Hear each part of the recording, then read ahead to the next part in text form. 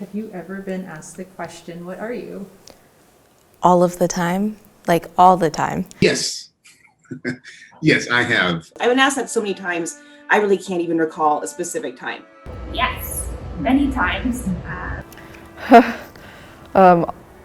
Quite often. All the time. I always had a lot of older white men come up to me and ask me, like, what I am or where am I from? Multiple times. I sure have. If I had a nickel for every time that I've been asked that question, I would be rich.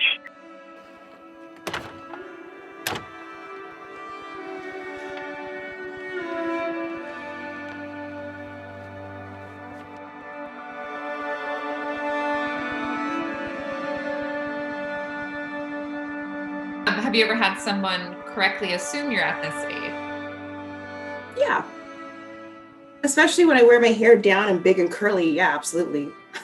And that usually makes people realize less questioning. But yeah, people have assumed correctly before. And I will also say too, and it's usually Black people. Yeah. And how does that make you feel?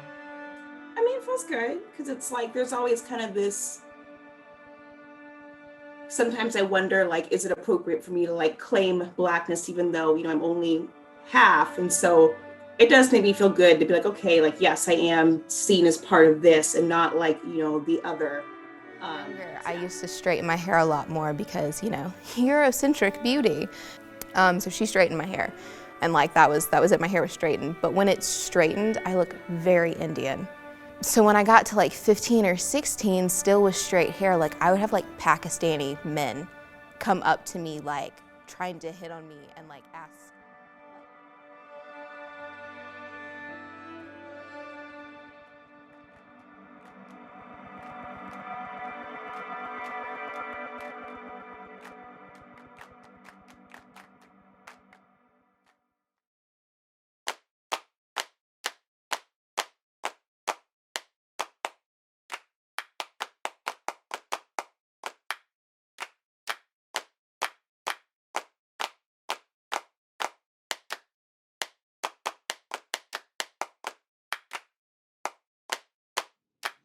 Hair, why we talking about hair? Why we singing about hair? What's that say about you? Ooh, hair. Welcome to Bring Me the Curls, the first and only runway show that invites unsuspecting, racially ambiguous people to wear their hair how they dare. We have an interesting lineup for you today, and it's up to you, the viewer, to judge. For an added challenge, we've asked our models to style themselves as they would have in high school, a first date, a road trip, a job interview, and for a night out on the town. And the best part is they have no idea that you, the viewer, will be guessing what their race is based on the presentation of their hair. You guess all three correctly, you win a trip to the No Zone. The No Zone? Even we don't know where it is. Stringy with that just out of bed look that probably took hours. Take me back to the 90s with classic grunge, and she's sure to get that fair-skinned look with her sun-blocking parasol. Emo-tastic, and those straightened curls are sure to hide any face. And here we have a classic look that could fit in anywhere. And what do we have here? Well, this evening is just full of surprises. And who are our models today? We have Nicolette, who you may think you had figured out with her dark, thick hair. But she has a trick or two up her sleeve. For one, she's shaved half of her hair off. Then we have Jaylynn. Jaylyn's no stranger to the hair game and probably has the most versatility in this group. That's right. Then we have a wild card, Meredith. Let's just get started, shall we? Now it's time for you viewers at home to give your opinion. Aw, you were so close. Don't worry, we'll try again later.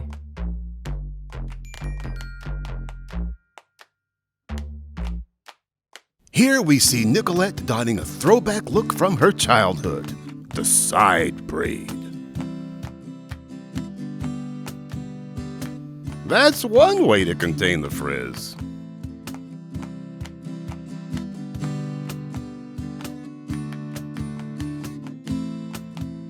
Next, we have Jaylynn keeping that tamed hair look.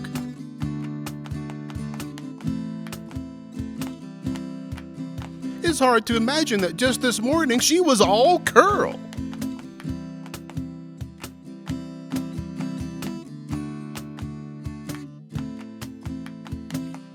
And here's Meredith with his classic haircut.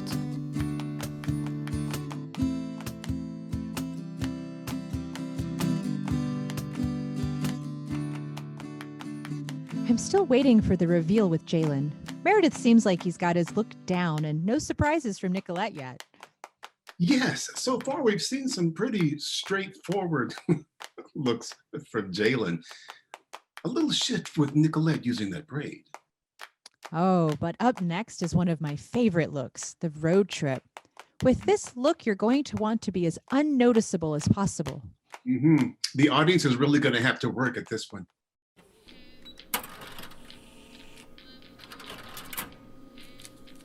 Next.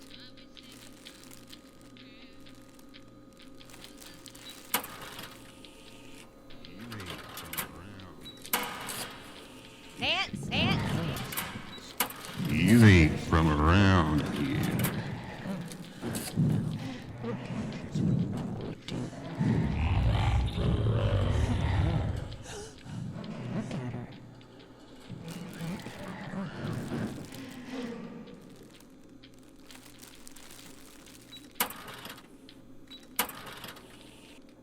You buying something, sweetie?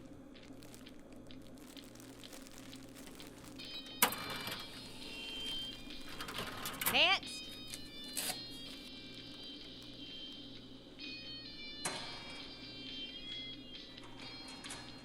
Next. Look at her hair.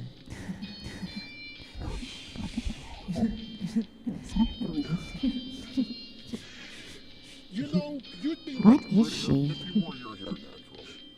Is that your real hair color?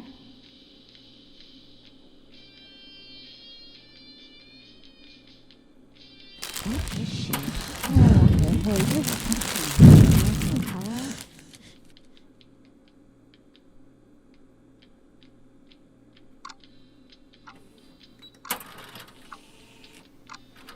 Next.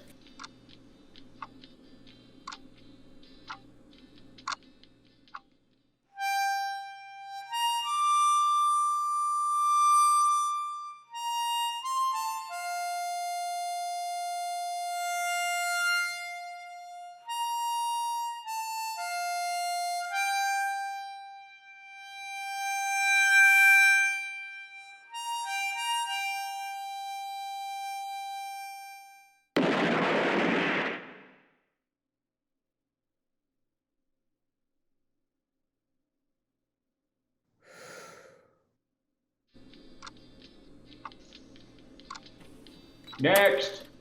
Well, wasn't that delightful? All right, what's your guess? Well, at least you're consistent. The interview look is a very important thing to get nailed down if you want to be successful. We're looking for that professional, groomed look without a trace of individuality or distracting hairstyles.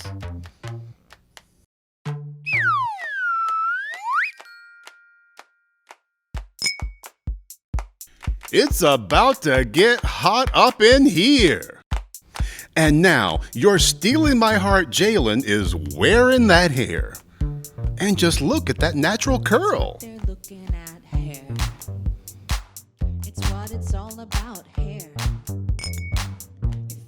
Nicolette's back, and fierce as ever with those thick waves that scream body, volume, and lift. I hear she actually did wake up this morning with that hair. That's what it's all about, hair.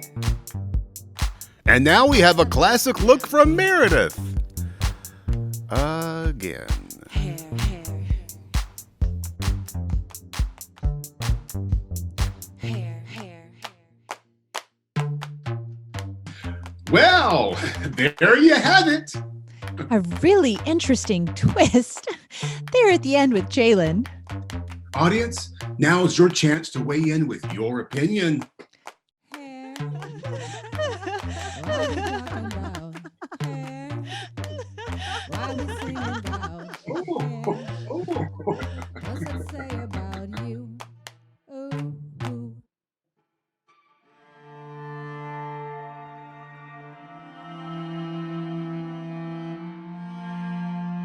Society treats me a certain way because nobody can tell what I am most of the time, and because I'm not white, it's like, well, white people didn't like me, Hispanic people didn't like me because I wasn't Hispanic, but they thought I was. Black people didn't like me because I wasn't black enough. So I also just was like, I felt like I couldn't claim anything. And there was a period of time where I realized that.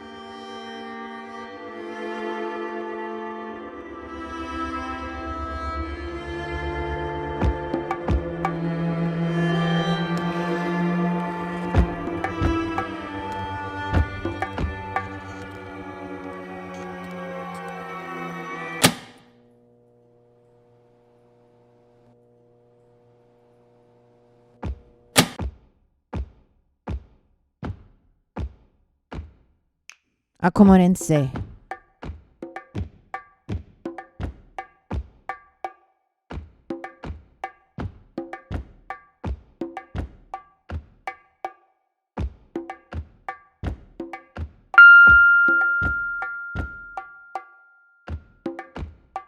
Acomorense.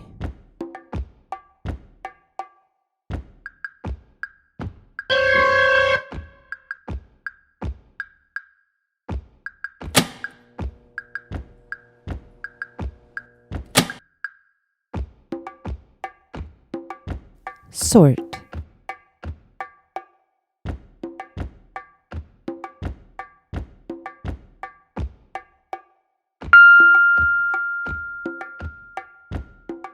Sort.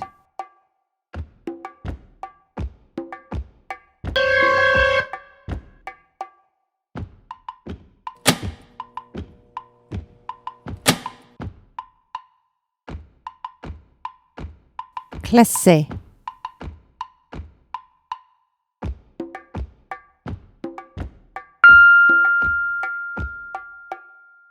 Classe.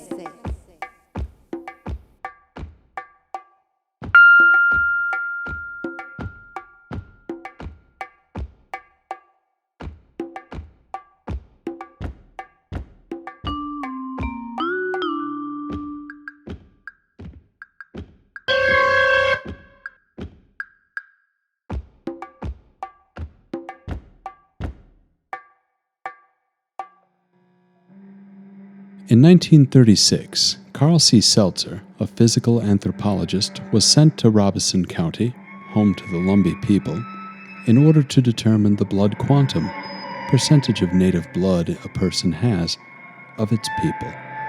Participants in this study were subjected to a number of tests to determine race.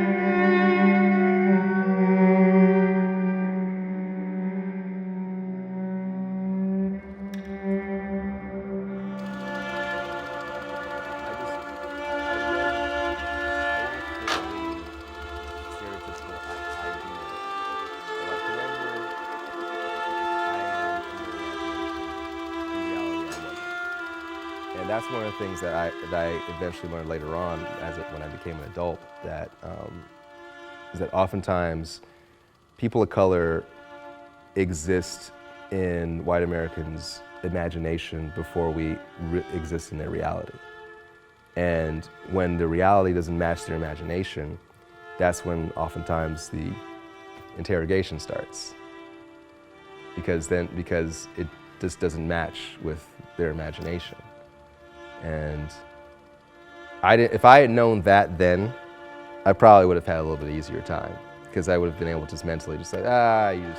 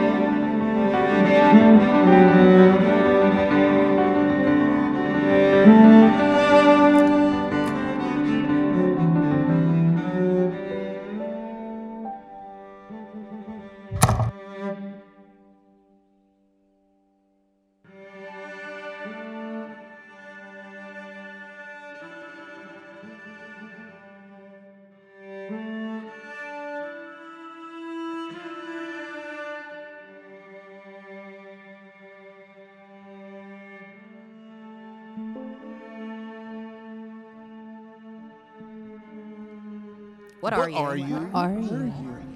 Are you black or white? Are you black or white? No. Where are you really from? That black, white, whatever over there. Whatever over there. Does your mom walk around topless? Are you Italian? Are you Iranian? Go back to where you came from. Go back to where you came Monkey girl. Monkey girl. Does your mom work? Does your mom work at a casino? You're very ethnic. Does that thick black hair grow ethnic? What shampoo do you use? What shampoo do you use? What soap do you use? Do you use soap? Don't tell my dad you're Lumbee. Everyone knows Lumbees are black. What percentage are you? What percent are you? Is your sister your full-blooded sister? Your family isn't family black isn't enough. Black enough. Savage. Lumpy. What are you? What are you? What are you?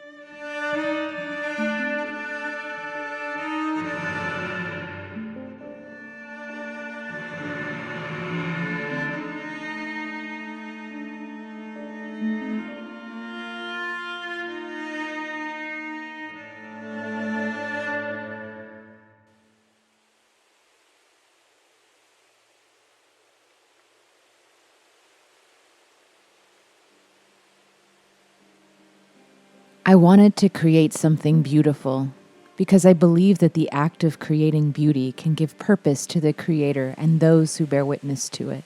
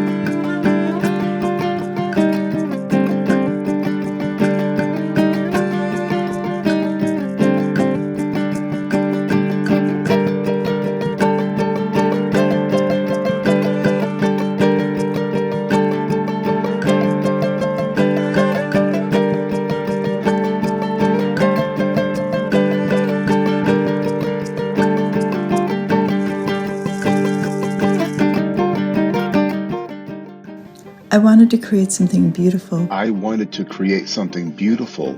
I wanted to create something beautiful. I wanted to create something beautiful because I've seen far too much lately that's not.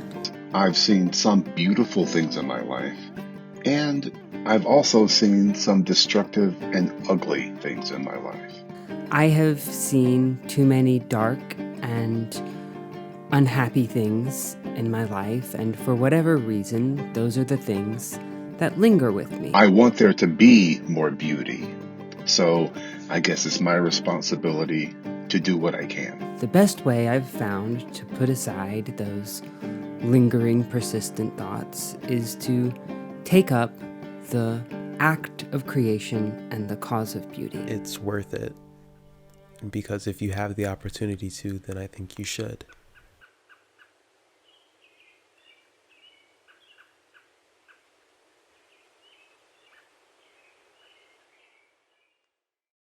I do this because I want a place where I fit in, where I belong, and where my existence is valued. Our best work happens when we bring all of ourselves to our practice. The things that make us vulnerable and unique can point us in the direction of our strength.